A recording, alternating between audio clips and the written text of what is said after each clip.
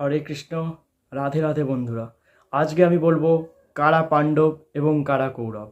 তো ভিডিওটা শেষ পর্যন্ত দেখুন এবং ভিডিওটার আসল আনন্দ উপভোগ করুন। এবার দেখুন, কথায় আছে, বলা হয় এর শক্তি ভীমের মতো, এর নাকি অর্জুনের মতো লক্ষ্যভেদ, এ তো সত্যবাদী যুধিষ্ঠির, এ কর্ণের মতো দানশীল, এ নাকি দুঃশাসনের থেকেও ঢ্যামনা। তো এগুলো কাদের কথা বলা হয়? আপনি তো জানেনই না যে এরা কাদের কথা বলছে। এরা বলছে মহাভারতের কথা, পাণ্ডব এবং কৌরবের কথা। তো এই গোটা ভিডিওর কথা বললে তো অনেক সময় চলে যাবে।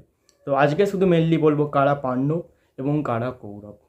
তো মেনলি পাণ্ডুর পুত্ররা হলো পাণ্ডব এবং কৌরবের পুত্ররা হলো মানে ধৃতরাষ্ট্রের পুত্ররা হলো কৌরব।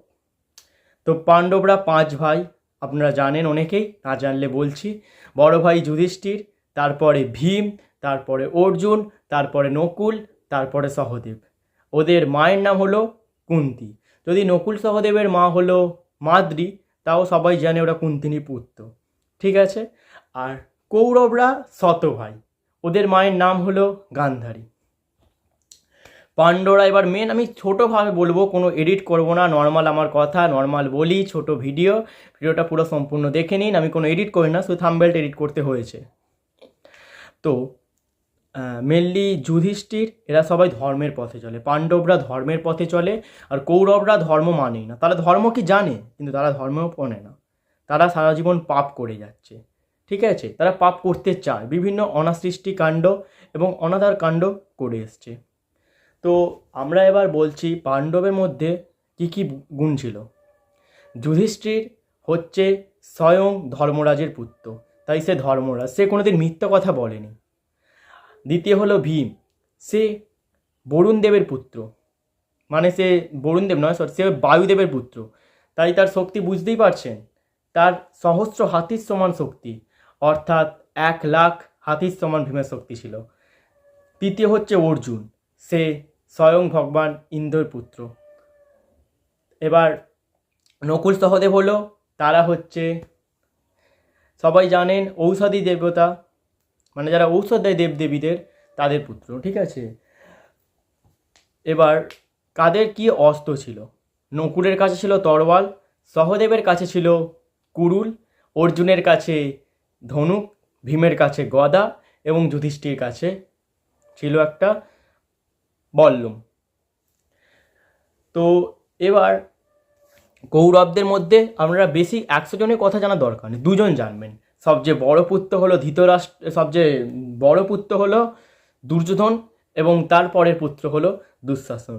দুর্যোধনের ছিল গদা আর দুঃশাসনের ছিল তরোয়াল। তাদের পাপের কথা তো কোনো শেষই নেই, তারা একের পর এক পাপ করে এসছে, প্রচুর পাপ, অনেক লোকের মৃত্যু ঘটিয়েছে, অনাদর, মানে সব কিছু, মানে তাদের পাপের কোনো শেষ নেই। তো এবার পাণ্ডবরা ধর্মের পথে চলে, তাই তাদের সঙ্গে কৌরবরা যথোচিত অত্যাচার করে এসছে। দেখুন, এবার ভিডিওটা লং করতে গেলে তো অনেকটা লং হয়ে যাবে, আপনাদেরকে আমি গোটা কথাটা বলতে পারতাম, কিন্তু সেটা কজন দেখবেন। তাই আমি মেনলি আমার চ্যানেলটা সাবস্ক্রাইব করে রাখবেন। আপাতত মহাভারতের সমস্ত কথাই আমি প্রথম থেকে বলবো। তো আপাতত পাণ্ডব এবং কৌরব কারা, তারা ছোট করে একটু বলে দিলাম। এবার সহদেব, সে হচ্ছে, সহদেবের একটা গুণ ছিল। সহদেব কী করতে পারতো জানেন? সে আগে থেকে ভবিষ্যৎবাণী করতে পারতো, ভবিষ্যৎ আসছে, সেটা সহদেবের গুণ। নকুল, সে সমস্ত কিছু রোগ সারাতে পারতো। আপনার এমন রোগ হয়েছে আপনি মরে যাবেন, নকুল আপনাকে সারিয়ে দিতে পারবে। যুধিষ্ঠির কোনোদিন মিথ্যা কথা বলে না। অর্জুন, সে সৎ পথে চলে, সে একটা নির্দিষ্ট গুণ আছে, সে ধনুকে বিদ্যায় যথেষ্ট, সে দেবরাজ ইন্দ্রের পুত্র।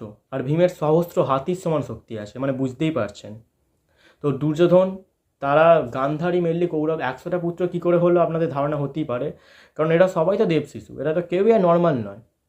গান্ধারী শিবের বর পেয়েছিল, আর সেই শিবের বর তাকে দিয়েছিল মুনি, একটা মুনি দিয়েছিল। মুনির নামটা বলছি না, সেই মুনি সম্পর্কে পরে অনেক কথা বলবো।